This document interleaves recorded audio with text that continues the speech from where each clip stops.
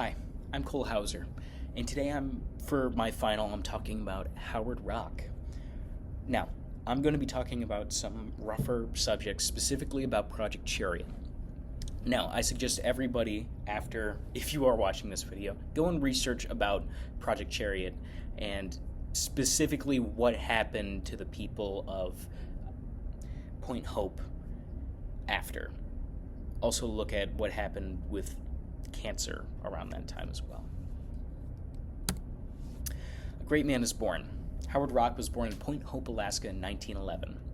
He was born, when he was born, his grandmother said that he would become a great man. He learned to sketch, draw, and oil paint in White Mountain Vocational School in Alaska, and he would then go on to study the arts at University of Washington for 3 years. He would then serve in World War II.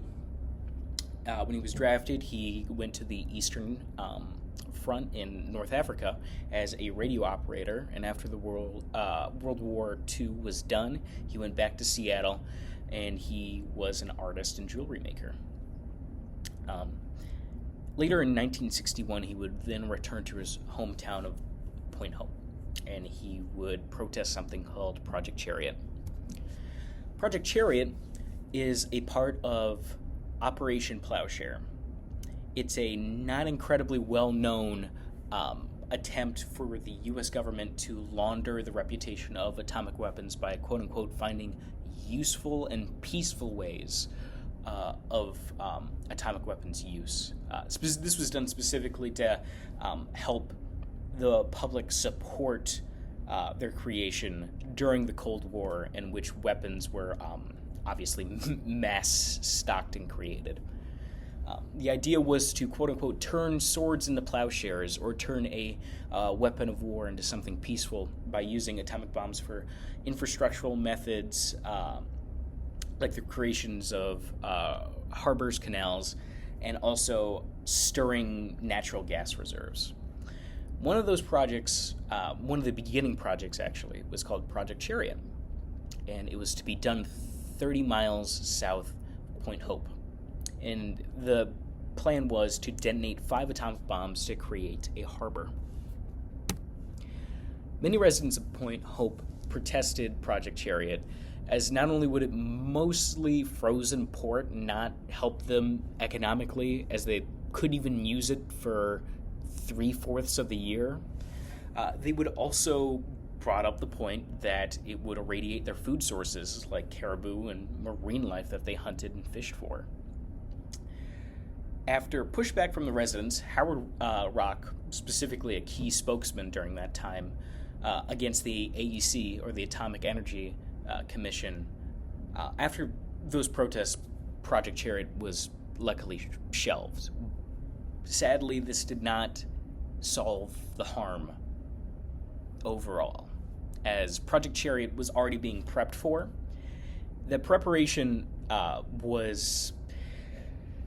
there's some controversy, and I'll go over it near the end, specifically when talking about Howard Rock's death. But to keep the short and narrow of it, when they started digging, they used diesel to dig, and that basically poisoned the soil around it. So remediation efforts are still going on to this day in Point Hope, around that harbor area.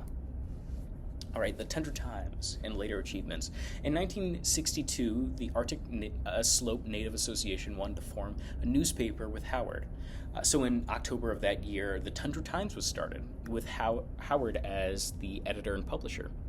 Now, even with very little journalistic experience, the Tundra Times grew to connect Native voices around Alaska, which played a key role in the creation of the Alaska Native Claims Settlement Act of 1971. Rock served on the Indian Arts and Crafts Board for the Department of the Interior and helped establish the Institute of Alaska Native Arts. The Tundra Times was also nominated for a Pulitzer for public service in 1975. However, 1 year later, Howard Rock, who lived to 64 years old, would die of cancer. To speak of Howard Rock first and his overall history. Howard was an artist and activist who fought in World War II, a spokesperson against the U.S. government, attempt to use a small town like Point Hope as a test dummy to further unleash quote-unquote peaceful use of atomics. And he was also a collaborator and a creative that led to a Pulitzer-nominated Tundra Times that would use its experience and use its voice to help in the civil rights push of Native Americans overall. To speak about his death, many members of Point Hope would later die of cancer after Project Chariot. Many Alaska Native residents and Native residents of Point Hope overall believes that possibly irradiated material did not leave the ground when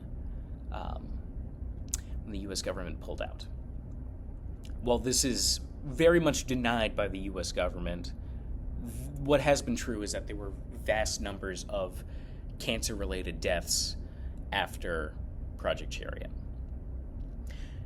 While he may have died because of the harm the U.S. government caused, Howard Rock stopped it happening for other people, stopped the U.S. government from using this small rural town as a jumping off point to further irradiate poor and non-white areas that people overall wouldn't care as much about to use as testing. But Howard Rock helped stop that and helped stop the further laundering of atomic weapons overall by shutting down Project Chariot and therefore Operation Plowshare.